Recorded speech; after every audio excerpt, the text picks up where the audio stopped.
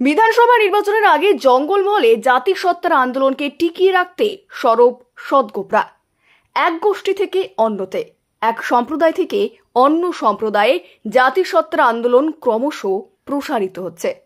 জঙ্গলমহলে জাতিসত্তার দাবিটিকে টিকিয়ে রাখতে আরও জোরালোভাবে প্রশাসনের নজরে আনতে এবার পথে নামছেন সদগোপ সম্প্রদায়। রবিবার সন্ধ্যায় বাঁকুড়ার রায়পুরের সাতপাট্টায় অনুষ্ঠিত হল সদগোপ সমাজের বৈঠক।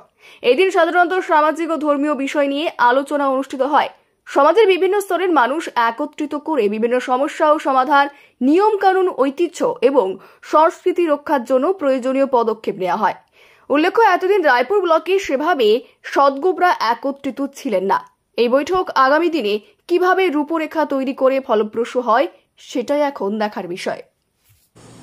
আজকে আমরা যে সদগোপ সমাজ, আমাদের সদগোপ সমাজকে আমরা একত্রিত করার জন্য আজ আমরা সাতপাটা দেমুসনা হাই স্কুল ময়দানে উপস্থিত হয়েছিলাম।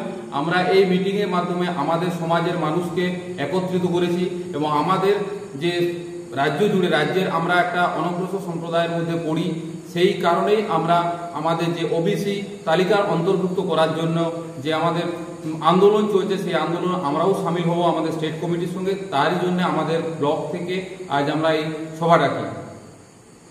আমাদের যে আগামীকাল থেকে যে অধিবেশন শুরু হচ্ছে, সেই অধিবেশনে আমাদের ফাইনাল হেয়ারিং হয়ে গেছে। ওই হেয়ারিংয়ে আমাদের বিধানসভায় পাস হলে আমরা ওবিসি তালিকা অন্তর্ভুক্ত হতে পারব।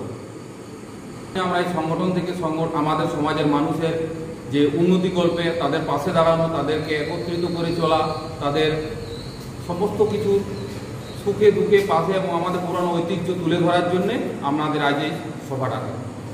যে হারিয়ে যাওয়া ইতিহাস, সেই ইতিহাস আমরা পুনরুদ্ধার করতে চাইছি, তাও আমাদের এই সভার আজ আলোচ্য বিষয় ছিল।